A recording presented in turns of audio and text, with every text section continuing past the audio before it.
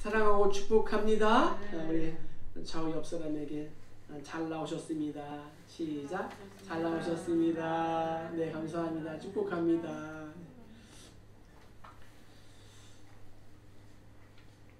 오늘 더 풍성한 것 같아요. 또 우리 김혜경 집사님이 오셔서 더 풍성하고 또 피곤하신데 그냥 잘 오셨습니다. 네. 우리가 금요일에는 느헤미야서를 강의하고 있습니다. 오늘 우리가 세 번째 시간인가요? 세 번째인가 네 번째인가 모르겠네. 세 번째 시간. 오늘 느헤미야의 신앙에 대해서 한번 살펴보고 함께 기도하는 시간을 갖도록 하겠습니다. 느헤미야는 바벨론 포로 2세입니다. 아닥사스다 왕의 특별한 총애를 입어 왕의 술 맡은 관원이라는 높은 지위에 오르게 되었습니다. 그 후 유다 총독으로 이제 파견 나와서 예루살렘 성벽을 재건하는 중추적인 역할을 담당했습니다.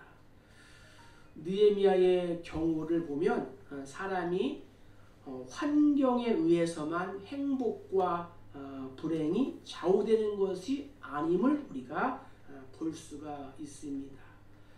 조상들이 바벨론의 포로가 되었음에도 불구하고 하나님께서 은혜를 베푸시니까 높은 자리에 올라갈 수 있었습니다.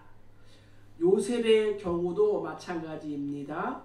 감옥에서도 하나님께서 요셉과 함께 하시니 요셉이 형통한 사람이 된 줄로 믿습니다. 전도하다가 붙잡힌 바울과 실라가 빌립보 감옥에서 찬양하고 기도하자 옥문이 열리고 묶였던 사슬이 풀어지고 간수와 그에 속한 모든 가족들까지 구원을 받게 된 줄로 믿습니다. 우리에게도 하나님께서 임마누엘로 함께 하시면 느헤미야처럼 신앙생활에서 승리하고 또한 직장생활과 또 가정생활 모두에서 기쁨이 충만하게 될 줄로 믿습니다. 오늘 우리 느헤미야의 신앙을 말씀을 통하여 살펴보고 함께 은혜 받고 또 기도하고 또 도전하는 그러한 시간이 되기를 주의 이름으로 축복합니다. 자, 먼저 느헤미야는 어떠한 사람이었는가? 11절, 12절을 다시 한번 읽겠습니다. 내가 예루살렘에 이르러 머무린 지 사흘 만에 내 하나님께서 예루살렘을 위해 무엇을 할 것인지 내 마음에 주신 것을 내가 아무에게도 말하지 아니하고 밤에 일어나 몇몇 사람과 함께 나갈새 내가 탄 짐승 외에는 다른 짐승이 없더라. 아멘. 느헤미야는 먼저 성령의 사람이었습니다. 성령에 감동된 사람이었습니다. 느헤미야가 예루살렘에 도착한 후에 무너진 성벽을 돌아보았습니다. 성경에 우리가 읽었지만 12절에 내 마음에 주신 것, 옛 버전 성경을 보면은 내 하나님이 내 마음을 감화하셨다. 하나님이 내 마음을 감화하셨다. 즉 성령께서 감화하셨다라는 내용입니다. 우리에게도 중요한 것은 성령의 감동인 줄 믿습니다. 우리가 승리할 수 있는 그러한 비결 중 가장 중요한 것은 성령께서 함께 역사해야 한다는 것입니다. 성령이 바로 성도와 이 교회 사역의 에너지인 것입니다. 스펄전 목사님은 이렇게 말했습니다. 성령이 함께 하시지 않는 조직체는 동력이 끊어진 방앗간과 같다. 동력이 끊어진 방앗간에서 가래떡을, 쑥떡을, 꿀떡을 뺄 수 있을까요? 없습니다. 지난주 우리가 추수감사절을 지냈는데 떡 받으셨어요? 김혜경 집사님. 네. 떡 맛있어요? 네. 동력이 끊어진 방앗간에서 어떻게 해요? 떡을 만들 수가 없다는 거죠. 톨스토이는 우리가 이웃을 사랑할 때 그 시간부터 우리 생활의 근원이 되시는 성령님이 우리에게 나타난다 라고 얘기했습니다. 이웃을 사랑해야 할 때. 어거스틴은 성령의 조명을 설명하기 위하여 알아듣기 쉬운 비유를 하나 들었습니다. 우리에게는 눈을 가지고 있습니다. 만물을 보기 위해서는 빛이 필요합니다. 빛이 비치기만 하면 우리는 눈을 뜨고 모든 것을 볼 수가 있습니다. 그러나 우리 마음의 눈은 우리 스스로 떴다 감았다 할 수가 없습니다. 그냥 이 마음의 눈은 성령이 오셔서 열어주셔야지만이 우리가 모든 것을 볼 수가 있습니다. 이것을 우리가 성령의 조명이라고 합니다. 하나님이 열어주시지 않으면은, 또 성령이 감동하셔서 열어주시지 않으면은 우리는 성경을 100번 1000번 읽어도 그 속에 있는 하나님의 진리를 우리가 깨닫지 못하는 것입니다.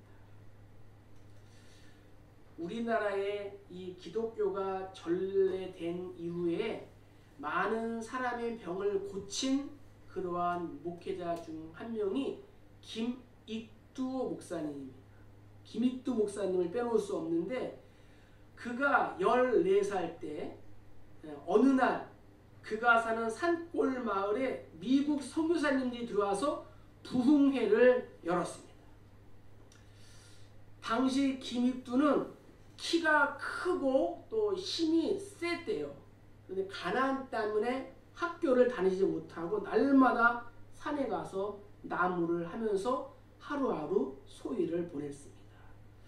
김익두는 이 부흥회를 방해해보고 싶은 충동이 느껴서 하루는 부흥회를 하는 교회에 몰래 숨어 들어가서 성도들의 신발을 모조리 연못 속에 풍덩하고 이렇게 빠뜨려 버렸어요. 결국 김익두는 경찰에 붙잡혀서 매를 맞고 또 변상까지 하게 되었습니다. 그런 그가 어느 날 하나님을 만나 복음을 전하는 부흥사가 되었습니다. 할렐루야. 사람은 사람의 마음을 변화시킬 수 없습니다. 오직 성령님만이 하실 수 있는 일입니다. 성령을 받으면 어떠한 상황에서도, 정말 어떠한 또 상황에 있는 그러한 사람도 우리가 변화시키고 변화될 줄로 믿습니다. 이렇게 성령은 우리와 함께 하시는 하나님의 능력인 것입니다. 성령은 또한 우리의 지혜이며 또한 생명인 줄 믿습니다. 하나님을 믿는 이러한 신앙 세계에서도, 하나님의 일을 하는 이러한 교회 사역에서도 성령의 개입이 없으면 아무것도 할 수가 없는 것입니다. 또한 이 성도의 에너지는 바로 이 성령인 것입니다. 성령께서 말씀 속에, 말씀과 함께 역사하시고 하나님의 모든 능력을 우리에게 공급해 주십니다. 또 우리에게 필요한 각자의 은사를 주시는 분이 바로 성령님이십니다. 느헤미야가 괴로움과 고통과 번민 속에 있을 때 성령님께서 그의 마음을 어루만져 주시고 성령으로 감화해 주셨습니다. 자, 그러면 느헤미야가 어떻게 성령의 감동을 받았을까요? 그는 예루살렘에 도착한 후에 3일 동안 아무도 만나지 않았다고 성경은 기록하고 있습니다. 이유가 무엇일까요? 대적들이 느헤미야의 계획을 알게 되면 그들은 그의 노력을 좌절시키려고 할 것입니다. 그래서 심지어 자신의 동족에게도 이 느헤미야는 자신의 계획을 말하지 않았습니다. 우리가 어려울수록 또 어렵다고 사람을 만나고 인간의 방법을 자꾸 앞세우면 점점점 우리의 마음은 강팍해지고 때로는 약해지는 것입니다. 느헤미야는 3일 동안 아무도 만나지 않고 오직 하나님만 독대했습니다. 하나님과 대화했습니다. 하나님과 교제했습니다. 하나님께 기도했습니다. 우리가 어려우면 어려울수록 하나님과 깊은 교제를 한다면 우리에게 지혜를 주시고 영육 간의 모든 문제들을 감당하고 또 이길 수 있는 그러한 힘을 성령님께서 줄 줄로 믿습니다. 사도행전 1장에 예수께서 부활 승천하신 후에 여자들과 예수의 모친 마리아와 예수의 아우들과 더불어 마음을 같이하여 기도에 전혀 힘썼습니다. 기도에 전혀 힘쓰던 그러한 120명에게 정말 성령께서 불과 같이 역사하시고 결국은 그들이 정말 이 세상에 감당하지 못할 하나님의 귀한 일꾼이 된 줄로 믿습니다. 우리가 어려울 때일수록 하나님 만나시기를 기뻐하시기를 주의 이름으로 축복합니다. 찬양을 준비했는데 어떻게 또 기뻐하라 나의 영혼아 주 예수 사랑 기쁨 내 마음속에 이 말씀과 이렇게 또 연결되니까 얼마나 또 감사한지 힘써서 하나님을 찾으시기를 주의 이름으로 축복합니다. 하나님의 이름만 불러도 하나님께서 나를 지켜주시고 역사해 줄 줄로 믿습니다. 우리가 하나님의 이 사역을 하기에 앞서 깊은 기도를 한다면 성령께서 정말로 이 성령의 감동이 내 마음속에 임하시고 또 내가 어려운 상황 속에서도 감당할 수 있는 그러한 힘과 지혜를 주실 줄로 믿습니다. 오늘 밤 우리가 기도할 때 하나님 나도 느헤미야처럼 하나님을 의지하고 성령의 사람이 될 수 있도록 도와주시옵소서. 누가 날 건드리면은 성령, 옆구리 찔러도 성령, 또 머리를 성령, 성령이 튀어나올 수 있는 그러한 성령의 사람 되시기를 주의 이름 완전히 축복합니다. 자, 두 번째 우리 16절을 한번 읽어보겠습니다. 방백들은 내가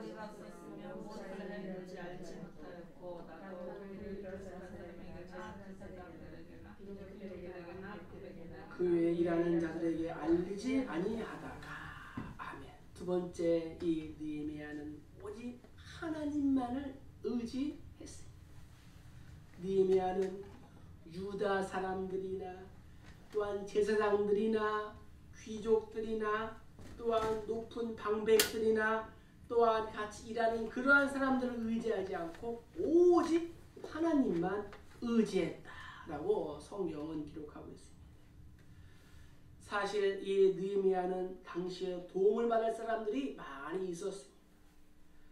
아닥사스다 왕도 이 느헤미야의 그러한 이야기를 듣고 그를 도와주었고 또한 유다에 있는 많은 귀족들도 있었으며 많은 고관들, 방백들이 주변에 함께 있었기에 정말 그들에게 도움을 청할 수도 있었습니다.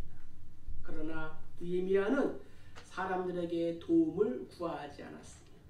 먼저 하나님께 도움을 구했습니다. 이유는 뭐예요? 바로 하나님을 의지하는 신앙을 가졌기 때문입니다. 한 유명한 고개사가 그의 제자들에게 이 높은 이 고공에서 높은 데에서 수평봉에 이렇게 매달려서 제주를 부리는 그러한 고개를 가르치고 있었습니다.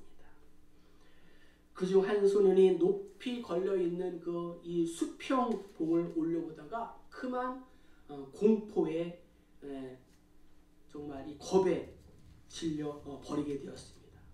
소년의 몸과 마음은 얼음처럼 얼음처럼 꽝 이렇게 얼려 있었고 또 높은 공중에서 자신이 떨어지는 그러한 상상을 하면서 정말 극심한 공포로 인해서 전신의 근육이 뻣뻣하게 굳어버렸습니다. 그래서 저 못하겠어요. 도저히 못하겠어요. 소녀는 숨도 제대로 쉬지 못할 정도로 떨며 그렇게 말했습니다. 이때 고개사는 그 소년의 어깨에 자신의 손을 얹으며 이렇게 말했습니다. 너는 충분히 할 수 있단다. 너는 충분히 할 수 있단다. 그리고 소년에게 한마디를 더 했습니다. 저 수평봉 너머로 내 온 마음을 던져라. 그러면 내 몸이 그 마음을 뒤따를 것이다. 사람이 환경에, 상황에 사로잡히기 시작하면 아무것도 할 수가 없습니다. 내 힘으로 할 수 없는 것들을 수평봉 너머에 계시는 하나님께 맡기면 어떨까요? 나에게 어떠한 어려움이 있습니까? 하나님께 맡기시기를 축복합니다. 하나님을 의지하시기를 바랍니다. 하나님께서 도와주십니다. 이 세상에서 하나님과 함께하는 사람보다 더 위대한 사람이 어디에 있겠습니까? 자녀들이 갈 길을 몰라도 부모와 함께 있으면 걱정할 것이 없습니다. 내가 부모님 등에 얹혀 있으면, 엎혀 있으면 무슨 걱정이 있겠습니까? 배고프면 먹여주고 졸리면 재워주고 그저 부모님이 다 알아서 해주십니다. 솔로몬은 말합니다. 너의 행사를 여호와께 맡기라. 그리하면 너의 경영하는 것이 이루리라. 느헤미야는 하나님께 맡기고 그분을 의지했습니다. 우리 인생의 모든 문제와 또 풀 수 없는 그러한 난제들을 나보다 더 나를 잘 아시는 하나님께 맡기시기를 주의 이름으로 축복합니다. 18절에 보니까 이렇게 기록되어 있어요. 하나님의 선한 손이 나를 도우신 일과 왕이 내게 이른 말씀을 전하였더니 그들의 말이 일어나 건축하자 하고 모두 힘을 내어 이 선한 일을 하려 하매. 이때에 산발락과 도비아와 또 게셈 등 이방인들이 방해를 하려고 합니다. 업신여깁니다. 마치 오늘 새벽에 우리가 나눈 말씀처럼 다윗 왕과 그의 부하들이 예루살렘으로 가서 이 여부수 이 사람들을 치려할 때에 그들이 뭐라고 그랬어요? 다윗에게 이르되 내가 결코 이리로 올라올 수 없으리라. 왜? 맹인과 다리를 저는 자라도 너를 물리치리라. 그러나 다윗이 하나님과 함께 하심으로, 하나님이 다윗과 함께 하심으로 여부수 족속을 물리치고 예루살렘 성을 취한 줄로 믿습니다. 그리고 그 성을 뭐라 그랬어요? 자기 이름을 따서 다윗성이라 이렇게 지었습니다. 우리가 계속해서 느헤미야를 이렇게 강의하겠지만 느헤미야 4장 3절도 보면 이런 말씀이 있어요. 암몬 사람 도비아는 곁에 있다가 이르되 그들이 건축하는 돌 성벽은 여우가 올라가도 곧 무너지리라 이렇게 얘기했어요. 그러나 느헤미야 6장에 보면은 우리의 모든 대적과 주위에 있는 이방 족속들이 이를 다 듣고 다 두려워하여 크게 낙담하였으니 그들이 우리 하나님께서 이 역사를 이루신 것을 알미니라 라고 고백하는 것을 알 수가 있습니다. 하나님의 선한 일에는 항상 방해꾼들이 있습니다. 항상 사탄들이 있습니다. 그러나 결국에는 하나님이 승리하게 하심을 믿습니다. 만군의 여호와께서 함께 하시니 다윗이 점점 강성하여 저 갔습니다. 느헤미야처럼 우리의 주변을 흥왕하게 하시는 우리 모두 다 되시기를 주의 이름으로 축복합니다. 우리 하나님 이렇게 당신을 의지하는 자를 이와 같이 도와주시는 분이다 라는 것을 오늘 느헤미야를 통하여 우리에게 말씀해 주고 계십니다. 자, 그러면 이제 우리 20절을 한번 보겠습니다. 내가 그들에게 대답하여 이르되 하늘의 하나님이 우리를 형통하게 하시니 그의 종들인 우리가 일어나 건축하려니와 오직 너희에게는 예루살렘에서 아무 기업도 없고 권리도 없고 기억되는 바도 없다 하였느니라. 아멘. 이 느헤미야는 처음에는 성령이 충만한 그러한 사람이었고 또한 하나님을 의지했고 마지막으로는 우선순위가 분명한 사람이었습니다. 성도는 하나님의 나라와 그의 의를 먼저 구하는 사람입니다. 예수께서도 너희는 먼저 그의 나라와 그의 의를 구하라. 그리하면 이 모든 것을 너희에게 더하시리라고 말씀하셨습니다. 느헤미야도 하나님을 먼저 구한 사람이었습니다. 본문에 내가 대답하여 이르되 하늘의 하나님이 우리를 형통케 하시리니. 느헤미야는 예루살렘의 이 회파된 성전이 재건되기를 소원했습니다. 그리고 그 일에 전념했을 때 하나님께서 그로 하여금 하나님의 큰 일을 하도록 도와주셨습니다. 그는 하나님의 일을 위하여 계획을 세우는 것에 대해서도 조금도 지체하지 않았습니다. 또 하나님께서 반드시 그 일을 행하도록 도와주실 것을 믿었습니다. 내가 하나님을 위하여 선한 계획을 세운다면 그 일에 대하여 조금도 낙심할 필요가 없습니다. 이유는 하나님의 일인 반드시 이루어진다는 믿음을 가지고 있으면 우리가 실패하거나 실망하는 일이 없는 것입니다. 예레미야는 이렇게 고백합니다. 이를 행하시는 여호와 그것을 만들어 성취하시는 여호와 그의 이름을 여호와하는 이가 이와 같이 이르시도다. 너는 내게 부르짖으라. 내가 내게 응답하겠고 내가 알지 못하는 은밀한 일을 내게 보이리라. 할렐루야. 오늘 내가 하나님의 일을 위해서 어떠한 계획을 세웠다면 도와줄 줄로 믿고 기도하면서 행하시기를 주의 이름으로 축복합니다. 시골에서 한 소녀가 거미줄을 치우고 있었습니다. 소녀는 자기를 생각하며 기도했습니다. 주님, 내가 내 이 방을 깨끗하게 하는 것처럼 내 마음도 깨끗하게 하여 주소서. 그때 한 목소리가 들려옵니다. 딸아, 매일 거미줄을 치운들 무슨 소용이 있겠느냐. 거미줄을 치는 거미를 죽이는 것이 좋지 않겠느냐. 그럼 거미줄을 치울 필요가 없어진단다. 소녀는 마음의 거미를 죽이는 일에 우선순위를 하였습니다. 사랑하는 성도 여러분, 내 말씀을 마칩니다.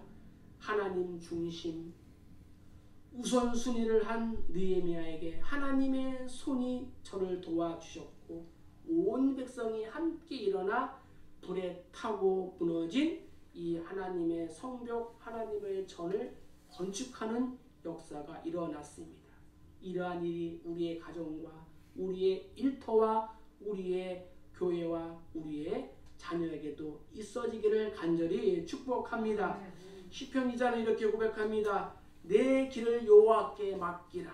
그를 의지하면 그가 이루시고 내 의를 빛같이 나타내시며 내 공의를 정오의 빛같이 하시리로다. 여호와 앞에 잠잠하고 참고 기다리라. 자기 길이 형통하며 악한 꾀를 이루는 자 때문에 불평하지 말지어다. 느헤미야처럼 우리의 일상이 하나님께 기도하고 또 여쭙고 성령의 감동으로 하나님만 의지하고 모든 일에 하나님의 일을 우선순위하는 우리 모두 다 되시기를 주의 이름으로 간절히 축복합니다.